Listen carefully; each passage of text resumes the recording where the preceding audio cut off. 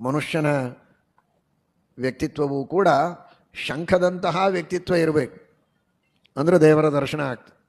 ಏನು ಶಂಖದಂತಹ ವ್ಯಕ್ತಿತ್ವ? ಮೊದಲನೇದ್ದು ಶಂಖ ಪಾಂಡುರ ಏವ ಅಂತ. ಶಂಖ ಹೇಗಿರುತ್ತೆ ಅಂದರೆ, ಶಂಖ ಇದು ಶುಭ್ರವಾಗಿರುತ್ತದೆ.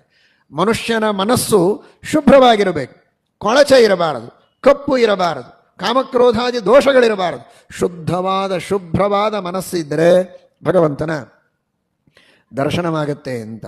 ಶಂಖನಿಗೆ ಭಗವಂತನ ದರ್ಶನವಾಯಿತು ಅಂತ ಹೇಳುವುದರ ಹಿನ್ನೆಲೆಯಲ್ಲಿ ಶುದ್ಧ ಮನಸ್ಸಿನ ವ್ಯಕ್ತಿಗಳಿಗೆ ಭಗವಂತನ ದರ್ಶನವಾಗತ್ತೆ ಅಂತ ಸೂಚನೆಯನ್ನು ಮಾಡ್ತಾರೆ.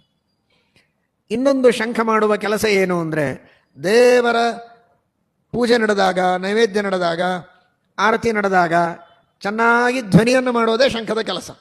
ಆ ದೇವರ ಸರ್ವೋತ್ಕರ್ಷವನ್ನು ಹೇಳುವುದು ಶಂಖದ ಕೆಲಸ.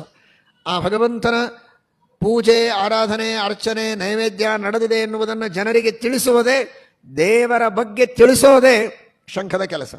ಯಾವ ವ್ಯಕ್ತಿ ತಾನು ಮಾತ್ರ ದೇವರನ್ನು ತಿಳಿಯದೆ ಅನೇಕ ಜನರಿಗೆ ದೇವರ ಮಹಿಮೆಯನ್ನು ಶಂಖಧ್ವನಿಯಂತೆ ಗಟ್ಟಿಯಾಗಿ ಹೇಳಿ ತಿಳಿಸಿಕೊಡುವುದಕ್ಕೆ ತನ್ನ ಜೀವನವನ್ನು ಮೀಸಲಾಗಿಟ್ಟಿದ್ದಾನೆ, ಅಂಥವನಿಗೆ ಭಗವಂತನ ದರ್ಶನ ಬೇಗ ಆಗತ್ತೆ. ಯಾಕೆ ಅಂದರೆ ಭಗವಂತನಿಗೆ ಅವನ ಮೇಲೆ ಬಹಳ ಪ್ರೀತಿ ಅಂತೆ.